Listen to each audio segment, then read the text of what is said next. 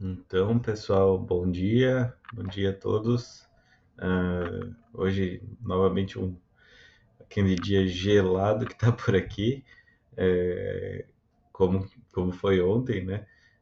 Hoje é o dia 28/6, então, né? E tô chegando aqui para fazer aquele oizinho com todo mundo aí que a gente combinou. E hoje eu queria conversar um pouquinho com vocês sobre, né, fiquei matutando aí que conversar com vocês hoje, né? E eu pensei, eu acordei hoje pensando nisso, né? Ontem tivemos nossa live, eu e a tia Xícara, né? Eu vou deixar o link no final aqui do vídeo. E depois da live a gente sempre bate um papo, eu e ela. E a gente estava falando sobre o tal do certo e errado, né? E é interessante, me peguei pensando sobre isso desde então, porque a gente passa essa ideia para as crianças, né? Que tu tem que saber o que é o certo e errado, como se fosse a coisa fácil de se fazer, né? Porque nem a gente tem tanta, nem para a gente isso é tão evidente assim, não é tão intuitivo. Né? As coisas têm os seus tons de cinza, como se costuma dizer, né? E a gente falou de várias coisas, de relacionamento afetivo, de tudo mais. Esse é o meu gato, ó. Meu gato veio dar oi pra vocês aí. E, e aí a gente veio conversando, né? Tava conversando sobre isso. E, né, me peguei pensando, porque até exemplos que a gente deu ontem e que eu, né, defini com ela, o que seria o certo e errado para mim. Já hoje eu tava pensando assim, não sei se dá pra gente ir por esse caminho. Uma conclusão que a gente chegou ontem, eu e ela, é que é subjetivo, né? A concepção de certo e errado em muitas esferas ela é pessoal. Ela não tem como a gente bater martelo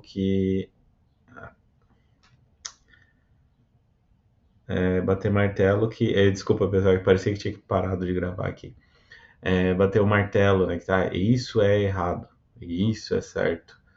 Algumas coisas estão tipificadas em lei e a gente pode se guiar um pouco pela lei, mas a lei também é mutável, assim como se costuma dizer, né? A lei dos homens, ela é mutável, tanto que a gente tem vira e mexe votação para alterar a Constituição, alterar, seja o que for. E ela também, o certo e errado socialmente, né? A sociedade poderia guiar a questão de certo e errado, mas também, de novo, a sociedade se modifica. Há alguns séculos atrás, a escravidão era a regra, hoje a gente tem como certo, que é completamente, né? Tem como certo, que é completamente errado a gente escravizar alguém, né? Até ontem a gente falava, eu e a Chica, sobre comer carne, né? Para mim comer carne é errado e tal. E, e mas se fosse se guiar socialmente, comer carne é a regra, então não tem como dizer que é errado, né? Não seria errado, já que é uma regra. Então fica muito difícil a gente se guiar pelos outros para definir o nosso certo e errado, e é um exercício diário definir, né, na minha concepção, é um exercício diário a gente chegar a essas conclusões.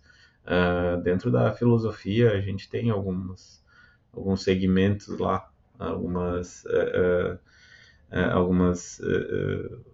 definições, não é definições, enfim, algumas teorias que respaldam essa busca pelo correto, né? E aí a moral é uma delas, que fala a ética, que decorre da moral, que não é a moral da moral dos costumes, é a moral da filosofia diferente. Mas, de novo, lá também, a discussão dentro da filosofia, né, é uma constante, a filosofia é feita de discussão, mas não se chega a uma conclusão também, se chega a alguns aspectos que podem nos nortear para a gente chegar à nossa conclusão do que é certo e errado.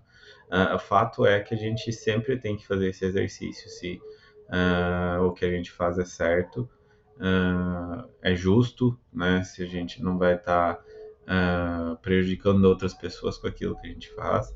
E aí na live ontem a gente falou um pouquinho sobre isso, né? Sobre como pro cara legal, né, na síndrome lá que a gente tem conversado muito, é bastante conflitante para ele fazer essa, entre aspas, escolha.